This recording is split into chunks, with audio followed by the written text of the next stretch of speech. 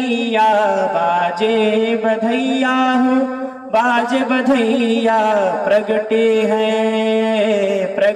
हैं चारों भैया। अवध में आज बाजे बधैया, प्रगटे हैं चारों भैया। अवध में आज बाजे बधैया। गलियन गलियन धूम मची है, गलियन गलियन धूम मची है, धूम मची है हो धूम मची है। गलियन गलियन धूम मची है, गलियन गलियन धूम मची है। बाज रही सहनैया, अवध में आज बाजे बधैया। प्रगटे हैं चारों भैया। अवध में आज बाजे बधैया, प्रगटे हैं चारों भैया। अवध में आज बाजे बधैया। जगमग जगमग दिवला जलत है, जगमग जगमग दिवला जलत है, दिवला जलत है, हाँ दिवला जलत है। जगमग जगमग दिवला जलत है, झिलमिल होत अटरिया। अवध में आज बाजे बधैया, झिलमिल होत अटरिया। अवध में आज बाजे बधैया। प्रगटे हैं श्री रघुरैया। अवध में आज बाजे बधैया, प्रगटे हैं चारों भैया। अवध में आज बाजे बधैया। मैया लुटावे हीरा मोती, मैया लुटावे हीरा मोती। राजा लुटावे रुपैया। अवध में आज बाजे बधैया। प्रगटे हैं राम रघुरैया। अवध में आज बाजे बधैया। झाझ मृदंग ताल ढप बाजे, झाझ मृदंग ताल ढप बाजे, ताल ढप बाजे। नाचे ताता थैया। अवध में आज बाजे बधैया। प्रगटे हैं चारों भैया। अवध में आज बाजे बधैया। प्रगटे हैं चारों भैया। अवध में आज बाजे बधैया। प्रेम से बोलिए सियावर रामचंद्र की जय जय। तो इस प्रकार जब भगवान राम का प्राकट्य हुआ तो अयोध्या में बड़ा भारी उत्सव मना, धूमधाम से राघवेंद्र सरकार के प्राकट्य का उत्सव मनाया गया। चारों बालकों के बाल क्रीड़ाओं को देख करके तीनों रानियां और राजा दशरथ बड़े प्रमुदित होते थे। उचित समय पर चारों कुमारों का यज्ञोपवीत संस्कार हुआ और उनको अध्ययन के लिए जो है वशिष्ठ जी के यहाँ पर भेज दिया गया। शीघ्र ही जो है अल्प समय में ही राघवेंद्र सरकार अपनी शिक्षा को पूर्ण करके पुनः अयोध्या वापस आते हैं। और जब अयोध्या वापस आते हैं उसी समय विश्वामित्र जी भी आ जाते हैं। क्यों आते हैं विश्वामित्र जी?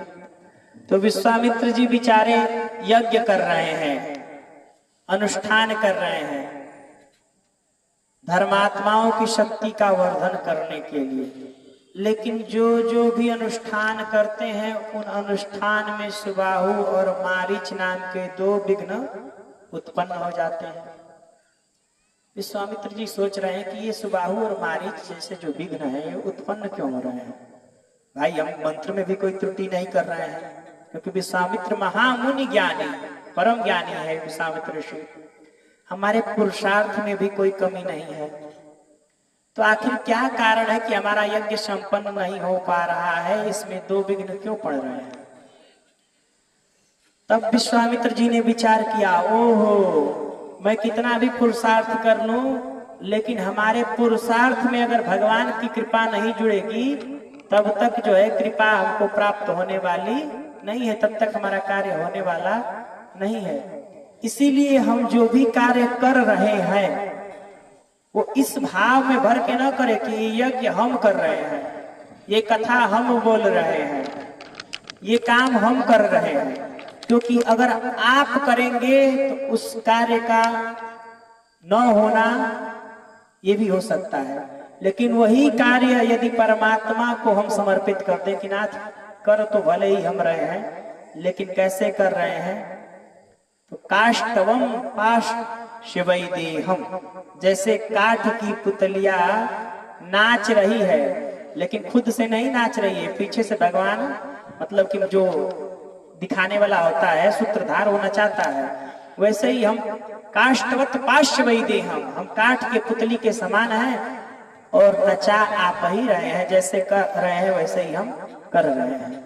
तो आप ही इस कार्य को प्रभु संपन्न कराइएगा। तो विश्वामित्र जी को समझते देर न लगी कि बस भगवान की कृपा की ही कमी है, तो भगवान तो इस समय खुद आए हुए हैं हमारे दशरथ जी महाराज के पास, तो क्यों न चल के उन्हीं से भगवान को मांग लिया जाए। तो देखिए यहाँ ये भी समझ में आता है कि जरूरी नहीं है कि भगवान सन्यासियों को ही मिले, क्योंकि विश्वामित्र जी सब त्याग करके सन्यासी बने हैं, लेकिन भगवान की प्राप्ति के लिए उनको गृहस्थ राजा दशरथ के यहाँ पर आना पड़ा। इसलिए कभी कभी लोग कहते हैं महाराज आप तो बड़े सन्यासी हैं, संत हैं, आप लोगों के लिए तो भगवान की कृपा जो है सहज है। ये आपका भ्रम है कि लोगों के लिए भगवान की कृपा सहज है। दो मार्ग है भगवान को प्राप्त करने का, एक जो है सन्यास है, एक जो है गृहस्थ है। और हम तो कहेंगे कि गृहस्थ वाला जो मार्ग है वो शॉर्टकट है, छोटा रास्ता है। सन्यास के मार्ग में बड़ी कठिनता है, बहुत लंबा मार्ग है, बहुत दूर का मार्ग है। लेकिन बस ऐसा समझिए कि हमको यहाँ से अगर बनारस जाना है तो दो तरीके से जाएंगे, एक तो गाजीपुर शहर से होते हुए शहर के बीच से निकले, और दूसरा या तो बाईपास पकड़ के हम निकल लें। तो जो बाईपास वाला रास्ता है वो खाली रहेगा, उसमें ट्रैफिक नहीं मिलेगा, तो हमारी गाड़ी एक रफ्तार से चलते चलते चली जाएगी। लेकिन जो रास्ता शहर के बीच से होकर के जाएगा उसमें बहुत ट्रैफिक मिलेगा, बहुत भीड़ भाड़ मिलेगा। तो भीड़ भाड़ वाले रास्ते में गाड़ी को हमको बड़े आराम से चलाना पड़ता है। अगर ज्यादा आराम से नहीं चलाए तो दुर्घटना होने की आशंका है। इसी प्रकार गृहस्थ का जो मार्ग है ये भीड़ भाड़ वाला रास्ता है। नेक नेक बात में महाराज लोगों का मुंह फूल जाता है कि अरे बताओ हमारी भाभी ने हमारे साथ ऐसा कर दिया, हमारा अपमान कर दिया, तो हमारी सास ने ऐसा बोल दिया। तो ये गृहस्थ का मार्ग भीड़ भाड़ वाला है, यहाँ पर गाड़ी बड़े आराम से चलानी पड़ेगी। लेकिन सन्यास का मार्ग भी जो है कोई कम कठिन नहीं है। अच्छा बताइए, वैसे सन्यास उत्तम है, लेकिन कोई सन्यास का स्वरूप तो बना ले, क्योंकि सन्यास तो बड़ा कठिन काम है। कोई सन्यास का स्वरूप तो बना ले, सन्यासी बन जाए, लेकिन वो सन्यासी का स्वरूप बना करके किसी भी प्रकार का व्यभिचार करता है तो क्या उसका जो पतन होगा वो गृहस्थों के समान ही रहेगा? नहीं, वो गृहस्थ से भी नीचे गिरेगा। तो उत्तम तो है महाराज कि पहले गृहस्थ जीवन का आनंद ले लो, क्योंकि ये इंद्रियां बड़ी प्रबल है। देवी ऐसा गुणमयी मम माया दुरत्यया, बड़े बड़ों को जो है चक्कर में डाल देती है। कहीं बाबा जी बनने के बाद मन में ये भाव आ गया कि विवाह करने से जो है कौन सा सुख मिलता है, हम भी करके देखें। तो हम एक ऐसे लोगों को जानते हैं जो बचपन में घर छोड़ करके भग गए थे और 10 साल तक जो है वो इसी तरह विचरण करते रहे महात्माओं की तरह, और आज उनका जो उम्र है 40 साल का हो गया है और वो बेचारे विवाह करना चाहते हैं, लेकिन उनका विवाह हो नहीं रहा है। तो आप बाबा जी बन जाएंगे जोश जोश में, और बाद में इंद्रियां इतनी प्रबल है कि अब मन करेगा कि विवाह कर लें, तो फिर कैसे होगा? तब तो आप बाबा जी भी ना रहे, वही धोबी के कुत्ते वाली स्थिति हो जाएगी कि धोबी का कुत्ता न घर का न घाट का। भागवत में ही प्रसंग आता है कि एक बार एक महात्मा थे, यमुना जल में बैठ गए समाधि लगा करके, और उन्होंने कहा कि मैं जो है ना वो भगवान की माया को चुनौती देता हूं, देखता हूं माया हमारा क्या बिगाड़ लेती है।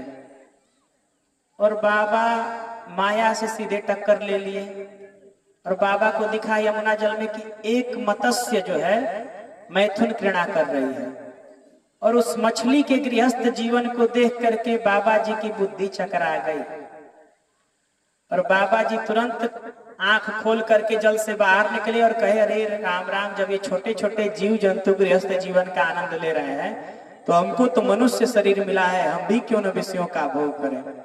पहुंच गए मानधाता जी के पास। मानधाता जी के पास जाकर के कह रहे हैं कि मानधाता तुम्हारी तो 50 बेटियां हैं। कहे हाँ महाराज, तो एक बेटी से हमारा भी विवाह करा दो। अब मानधाता जी सोचे कि बताओ, अंगम गलितम फलितम मुंडम दसन विहीनम जातम तुंडम, अंग अंग गल चुका है, सारे के सारे दांत टूट चुके हैं, और बाबा हमारी बेटी से विवाह करेंगे।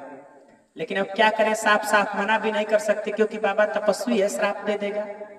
तो कहे महाराज हमारे यहाँ स्वयंवर की परंपरा है, स्वयंवर करा लीजिए। ठीक है, तो बाद में आपत्ति नहीं ना करोगे अगर तुम्हारी पुत्रियां हमारा वर्ण कर ले तो? कहे नहीं, हम क्या आपत्ति करेंगे, जब हमारी पुत्रियां आपको पसंद कर लेंगी तो हम थोड़ी मना करेंगे। कहे ठीक है। तो बाबा के पास तप की शक्ति तो थी ही, तो अपने तपोबल से कामदेव को लज्जित करने वाला शरीर बाबा ने प्राप्त कर लिया, और उसी शरीर को लेकर के अंतःपुर में प्रवेश किए। तो मानधाता की 50 पुत्रियां आपस में भिड़ गई कि हम विवाह करेंगे बाबा से, हम विवाह करेंगे। कोई कहती है कि हम बड़ी हैं हम करेंगे, कोई कहती है हम करेंगे। तो बाबा कहे कि चलो तुम सब ही कर लो, और 50 से विवाह करके कालांतर में 5000 पुत्र उत्पन्न किए। और तब जाकर के पता चला, अरे राम राम, कहा मैं बाबा बैरागी था, ये नून तेल रोटी के चक्कर में पड़ गया, 5000 परिवार हो गया हमारा। तो माया बड़ी प्रबल है, इसलिए माया से टक्कर लेने का न सोचिए।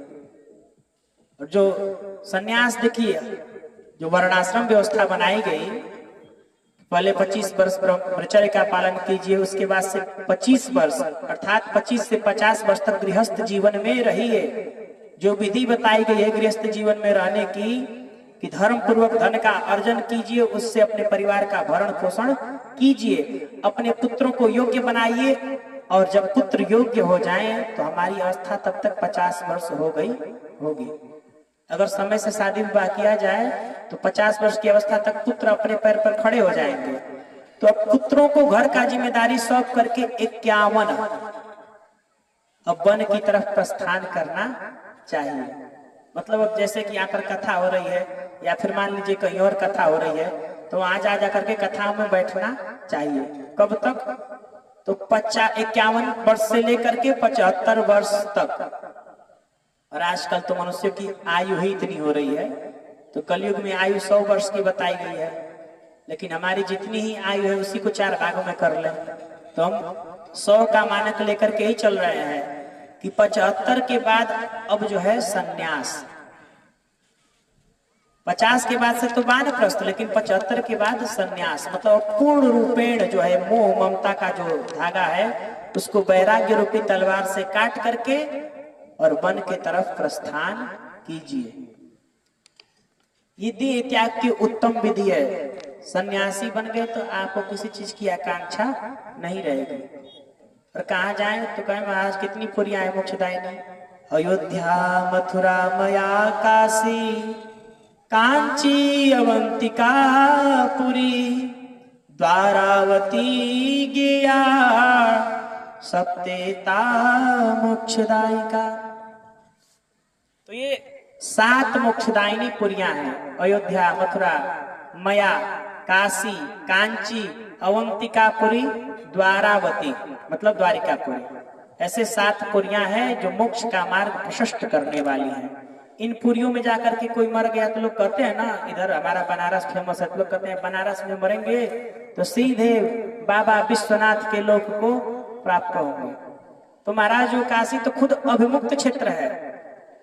काशी जो है वो भगवान का मूल निवास है। कैलाश पर तो बाद में जाकर के बसे। मूल में तो काशीपति ही थे, लेकिन बाद में कुबेर से इतना प्रेम हो गया कि कुबेर के बगल में घर बना लिए कैलाश पर, अलकापुरी के बगल में कैलाश पर्वत पे ही घर बना करके भोले बाबा रहने लगे। लेकिन मूल में तो काशी ही था। तो मोक्षदायिनीपुरी हमारे यहाँ काशी है, वहां पर जाकर के आनंद से जो है रहिए। तो हम निवेदन कर रहे थे सन्यास और गृहस्थ के विषय में कि हमारे विश्वामित्र जी को भी भगवान की कृपा कहाँ मिली, तो गृहस्थ के यहाँ पर मिली, दशरथ जी के यहाँ पर मिली। वहीं से राम जी को लक्ष्मण जी को लेकर के आए। तब राम जी और लक्ष्मण जी की कृपा से विश्वामित्र जी का यज्ञ संपन्न हुआ। उन्होंने सुबाहु का अंत किया और मारीच को तो जो है बिना नोक के बाण से मार करके 100 योजन समुद्र के पार फेंक दिया, गिरा दिया। उसके बाद से अहिल्या का भी उद्धार किए हैं प्रभु। और विश्वामित्र जी को आमंत्रण आया है जनकपुर से, वहां जनकपुर में जाकर के सीता जी से उनका विवाह भी हुआ है। हमारे सुखदेव जी कह रहे हैं परीक्षित, राम जी की कथा तो इतनी दिव्य है कि अगर विस्तार से इस कथा को सुनाई जाए तो 10,000 वर्ष में भी नहीं सुना सकते। इसीलिए एक श्लोक में आप राम कथा को सुनिए। तो एक श्लोक में ही भागवत जी में राम कथा सुनाई गई है, तो हम भी सुनते हैं। गुरुवर ते त्यक्त राज्यो व्यचरधनुवन पद्म पदभ्याम प्रियाया पाणी स्पर्शाशमाभ्याम मृजित पथरुजो यो हरिद्रानुजाभ्याम वैरूप्याम शूर्पणाख्याम प्रिय विरहर्षा रूपितम भूभृजम्भः त्रस्त्राभिबद्ध सेतु खलदव दहनम कौशलेन्द्रो वतान्तः कौशलेन्द्रो वतान्तः। गुरुवर्ती त्यक्त राज्यो, हमारे राघवेंद्र सरकार ने माता पिता कि वचन का मान रखने के लिए त्यक्त राज्य, अयोध्या जैसे राज्य का त्याग कर दिया। वो कैसा राज्य था? तो त्यक्त्वाम सुदुस्त्यज सूर्यस्पित राज्य लक्ष्मी, अयोध्या की जो लक्ष्मी थी उस लक्ष्मी की कामना सुर मतलब देवता भी करते थे। इतना वैभव था हमारे चक्रवर्ती जी महाराज दशरथ जी महाराज का कि अयोध्या की संपत्ति की कामना इंद्रादि देवता भी करते थे। ऐसे सुरस्पित राज्य लक्ष्मी का त्याग कर दी केवल पिता और माता के वचनों का पालन करने के लिए। और पद पदभ्याम प्रियाया, अपने भ्राता के साथ अपने प्रिया के साथ केवल अपने पैरों से जो है भगवान बनों बनों में विचरते रहे। विचरण क्यों किए? तो संतों के ऊपर, महात्माओं के ऊपर, वनवासियों के ऊपर कृपा करने के लिए, अनुग्रह करने के लिए। वहीं वन में शूर्पणखा जी आई और कहती है महाराज आप हमसे विवाह कर लीजिए क्योंकि आप जो है थोड़े सुंदर हैं। वैसे हमारे अनुरूप तो आप नहीं हैं, लेकिन चलिए ठीक है, फिर भी काम चलाऊ हैं आप। भगवान कहे देखो कि विश्व सुंदरी आ गई हमारे में ही लेकिन लगा रही है। तो प्रभु ने कहा एक काम कीजिए कि हम तो शादीशुदा हैं, देखिए हमारे बगल में हमारी धर्म पत्नी है, वो जो गोरा वाला है वो थोड़ा हमसे ज्यादा सुंदर है, उसके पास जाइए। तो लक्ष्मण जी के पास गई तो लक्ष्मण जी कह दिए कि अरे देवी जी आप हमसे विवाह करेंगी दासी बनना पड़ेगा, हमारे भाई से विवाह करेंगी तो रानी बन के रहेंगी। और हमारे पिताजी ने 3 विवाह किया है। वैसे दशरथ जी का आप लोग 3 ही विवाह जानते हैं, लेकिन 3 तो जो है पटरानियां है। वैसे चक्रवर्ती जी का 703 विवाह हुआ है। तो कह रहे चलिए दशरथ जी महाराज का तो 3 विवाह हुआ है, तो क्या उनके पुत्र दो भी विवाह नहीं कर सकते? तो जाकर के उन्हीं से निवेदन कीजिए। तो फिर आकर के कह रही है तुम्हारा भाई उतना अच्छा नहीं है, तुम जो है उसके अपेक्षा थोड़े ठीक हो। राम जी ने मना किया कि हम तो भैया एक व्रत ले लिए, एक पत्नी व्रत लिए हैं। तो कहती है तुम लोग हमको मूर्ख समझे हो, सब इस नारी की वजह से हो रहा है, अभी मैं इसका नाश्ता कर जाती हूँ। तो सीता जी को मारने के लिए जो बढ़ी है, क्यों हमारे लखनलाल जी महाराज वही रूप्याम शूर्पणखा, नाक कान काट करके नक्कटी बना दिए और बेचारी जो है कुरूप होकर के भागे गई अपने भैया खर और दूषण के पास। तो खर दूषण आए और भगवान ने उन सबको परलोक पठाए। एक ही बाण से, सम्मोहन अस्त्र से उन्होंने उन असुरों को ऐसा भ्रमित किया है कि एक दूसरे से लड़ करके समाप्त हो गए हैं।